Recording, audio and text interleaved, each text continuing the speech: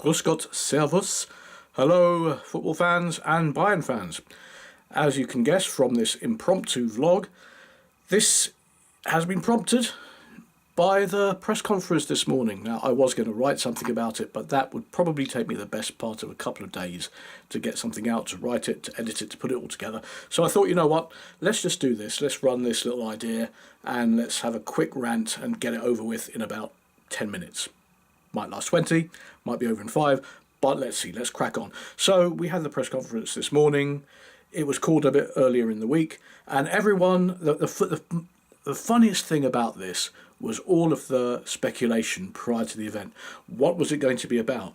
And everyone brought up the fact that we had Uli Hoeneß, Karl-Heinz Rummenigge and Hasan Salihamidzic all in the same room at the same time, all sitting together for a press conference. And this was an hour after Niko Kovac was due to give his pre-match conference prior to the Wolfsburg game, which is tomorrow.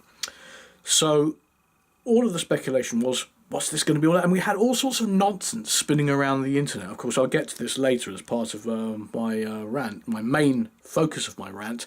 But we had all of this nonsense spinning around the internet about what this was going to entail.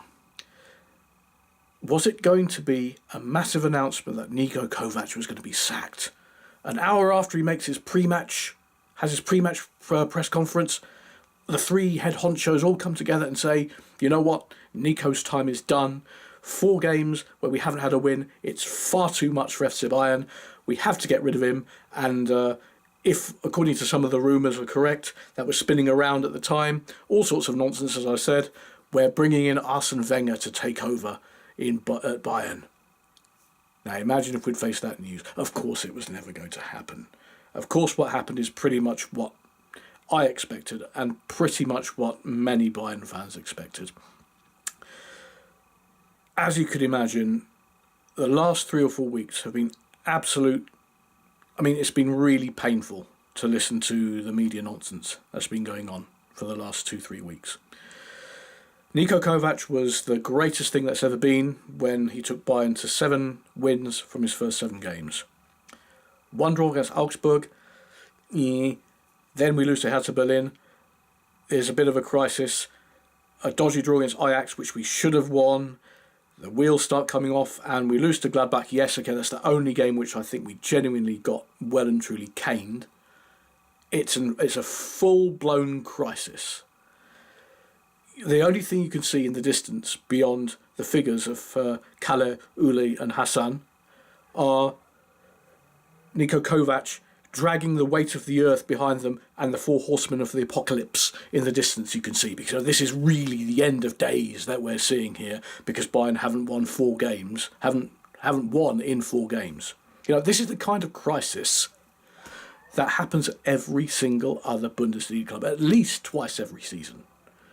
3-4 games without a win, it's pretty much standard. It's pretty much de rigueur. But, Bayern, yes, I admit, we have slightly higher standards as Bayern fans, and it is a bit of a shocker when we see that the team do not manage to string together at least a couple of wins in a row, or break up a bad sequence with at least 1 win. 4 games without a win, yeah, okay, it's slightly unprecedented given what we've got used to in the last 6 years of success. But you know what? These things happen. That's football. Players have bad runs of form. Strikers fail to hit the target. Some things fail to click. We have a few injuries. Sometimes the rotation doesn't quite work right for the coach. As they say, shit happens, And I think we just need to get on with it and move on. So, to get to my point, there are 3 types of anti-Bayern people out there. There's the fan rival. Okay, and I can let this go. So you'll have the Dortmund fans, you'll have your 1860 fans, you'll have Bremen fans, you'll have Hamburg fans. All of them will come out and they'll be laughing at this and laughing at Bayern. They'll be laughing, ha ha ha, FC Hollywood, blah blah blah, ha ha ha, and coming up with the good old the same old spiel, time and again. But you know what? I give them a pass because over the years I've had a go. Every time I refer to Dortmund, in a non-official, non-journalistic sense, I refer to them as Dortmund. Every time I refer to Bremen, I talk about the whiff of rotting fish. Every time I talk about Hamburg, well, I don't need to. They make up the jokes themselves, don't they? So, you pretty much get the idea. In 1860, come on. I mean, this will be light relief from the last decade of crisis that they've had for their fans. So I give them a pass. And then we have the social justice warriors. These are the people who just hate Uli Hoeneß, okay? These are the people who, after the summer, were what you call the pro-Ozil types or pro-Ozil, the Ozilites, whatever, and they'll come out with the good old nonsense, the rich white man nonsense about Uli Hoeneß. Oh, we hate Uli. He's the fat, bloated face, blah, blah, all this crap that we see from SJWs. You know what? I don't have much time for them, and usually they get a sharp retort or just they just get ignored. But the real antagonistic group here, and I believe these are the people that Hoeneß and Rummenigge in particular were having a go at. Now, it's fine having a go at players, okay? I have a go at individual players. Boateng has been rubbish for the last few games. Come on, let's take it. Let everyone take that on the head. He has been useless. Lewandowski hasn't been too hot, and Muller has been not the same player for a while now. No one is beyond criticism, and no one is ever saying that we shouldn't or can't criticise our own team. I think it's fair, and I think Rummenigge and Uli made that point. I think they can take fair criticism. But when this is bundled into some kind of strategy, I believe, from the mainstream, well, not necessarily the mainstream media, but certainly the yellow press, the gutter press, the vaudeville press, to spin some nonsense about there being FC Hollywood, it's wrapped in with this. So they'll have a go at players' form, and then they'll come up with some complete bullshit story. Like you've seen the headlines of the last few weeks. The players have a problem with Niko Kovac's post-match cycling routines. Some players don't like it. Well, boo-hoo. You know what? You're paid millions of pounds every year. Get the fuck on with it. Okay? It's as simple as that. Just get on with it. And there are others, like a headline the other day, Robben has a rant. Robben wütet. I mean, what's that all about? And then we see a clip of James walking out after a match. James walks out. The media want to spin this. They want to spin this FC Hollywood nonsense because it generates sales of their rag. You know, I wouldn't wipe my backside with Bilge Zeitung, okay? Or Sport Bilge. I mean, it's just nonsense. Whoever reads this crap and takes it in, I mean, you're not a Bayern fan, okay? Just stop, okay? Just stop. If you truly believe this nonsense, go away and support Dortmund or something, okay? So there's this constant thing about FC Hollywood being pushed out, as if they want it to happen. They want it to happen. They want some crisis because they can write about it. It generates more clicks. And these are the sorts of people, I believe, that Uli and Kalle were talking about in particular. It's this kind of low-rent journalism that will just make up some bullshit story simply because they want to write about another crisis at Bayern. How Bayern is completely gone off the rails, is heading to its impending doom, and whatever. All I'm saying is now, it's as simple as this for Bayern fans. The only thing we can and must do is get behind the team and get behind Niko Kovac, okay? He's our coach.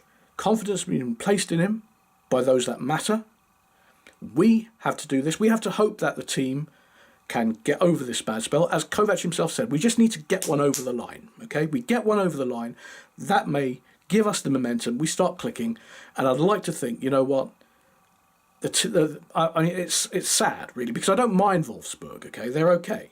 I don't have a love nor hate for them. I'm indifferent towards them. But I think they're going to reap the whirlwind on Saturday. And that's what I think most Bayern fans want to see.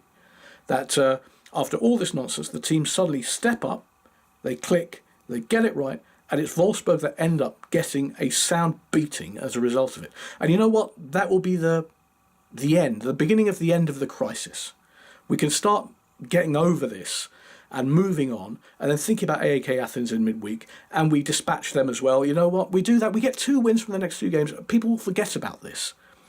And I think now that everyone's talking about this press conference and all the stuff that came out of it, I'd like to think this has given Nico a bit of time away from the limelight and the pressure so he can concentrate on getting the team right and getting things clicking again for Saturday and then Wednesday, and hopefully as we build on from here on in.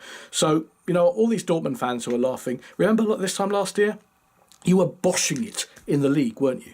And look how that turned out. So don't make any predictions at this point. All I'm saying, if you're a Bayern fan, get behind the team, get behind the coach, and let's come out there and let's pray for a win. In fact, I don't even pray for it. Let's just step up and say, what, we are going to beat Wolfsburg, and the team are going to get back on form, and this will be the FC Bayern we know and love as we move on towards the winter pause. Okay, so until then, Servus, Grüß Gott, and let's wait till Saturday.